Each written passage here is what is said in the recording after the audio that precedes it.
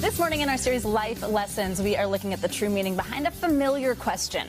Are you mad at me? And that's also the title of a new book. It's from psychotherapist and social media personality Meg Josephson. In it, she explores the topic of people-pleasing and its root causes. Good morning. Good morning. Thank you for having me. It's so great to have you here with us because I ask that a lot. Yeah. I think that a lot about friends, even my husband, when you're like, is something up? Is it on me? And you say that that's deeper rooted. It means something. Yeah. We're actually kind of trying to protect ourselves. Explain that. Well, you're certainly not alone in asking that question. In my private practice, I hear clients worry if people are mad at them all the time, and at work, in their romantic relationships, friendships, and it's a feeling and a question that's really familiar to me as well. I actually asked my first therapist ever, why do I always think people are mad at me? And that's how I opened the book.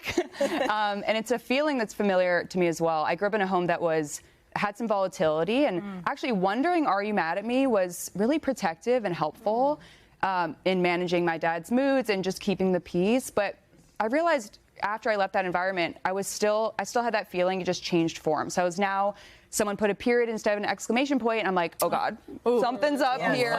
Or my boss says, can we chat? And I'm like, okay, I'm getting fired. Right, that's what's about to happen. So to me, are you mad at me as a question really puts language to that feeling, but it really is a deeper people-pleasing tendency that's under that. Part of your thesis in the book, as I understand it at least, is that it's not really a personality trait, it's survival mode. Yes. How so?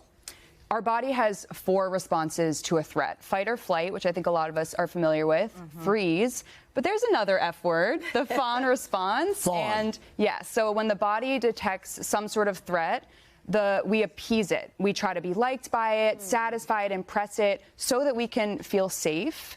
For example, if your friend is being a little cold or standoffish, so your immediate instinct is to say, are we okay? Or compliment them, or try to be helpful so that you can feel okay again. We all relate to that feeling. And sometimes we need to, whether it's to get a paycheck or to feel safe. But when we're doing it all the time, when we're actually safe, that's when it leads to burnout, resentment, exhausting, overthinking, avoiding conflict. And it's so exhausting. So we should take a pause. The best thing to do, healing really starts with our awareness. When we can bring this unconscious pattern into our conscious mind and insert a pause, we have the ability to slow down and really tune into, because the fawn response makes us hyper-tuned to what other people are thinking of us. What do they need? What are they feeling? We can pause and say, well, what do I need? What's happening in here? What emotion is here? So that we can be connected to our inner world and our outer world. So to connect to that inner world, to kind of find our true selves again, as opposed to keeping everybody else happy, are there steps, are there things you can do to find yourself? In my book, I have a lot of tools and techniques so that we can come back to ourselves. One of them being an acronym I created called NICER. So this is really a tool to keep in our back pocket to return to what's happening in here, so that we can stop worrying what people are thinking, because people are really not thinking about us as much as we think they are, is the truth. So it's really first noticing what we're feeling. Okay, I'm noticing some anxiety here. Inviting it to stay. We're not shoving it away. We're not saying, what's wrong with me? It's okay that this is here. Having some curiosity about it. Okay, do I have any sensations in my body? What triggered this emotion? Embracing it. So being gentle with ourselves. Nothing's wrong with us. This is allowed to be here. And then returning, shifting our focus and returning to what's real and true right now, back into the present moment. That's good. Really good. What about setting boundaries, which is so much a part of people pleasing, I feel?